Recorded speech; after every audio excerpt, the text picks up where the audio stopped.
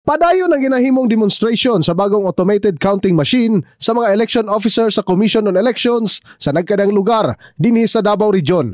Sumala pa ni COMELEC 11 Assistant Regional Director Attorney Gay Enumerables na moabot sa 4,189 ka mga ACM ang gamiton sa Davao Region karong eleksyon 2025.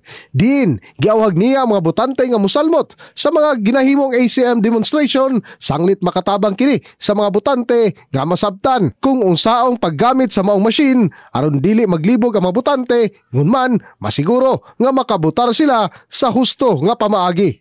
Ang mga ACM nga pagagamiton sa maabot nga eleksyon i-provide sa Miro System Incorporated nga gikan sa nasod South Korea. Machine, even if it's new, bago siya kasi bago ang ato ang provider, but then the idea, the procedure is the same.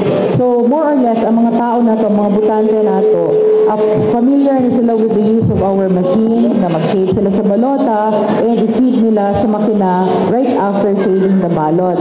In the heart of changing lives, ako si Brigada Julius Pacot, alang sa 93.1 Brigada News FM Davao, the Music and News Authority.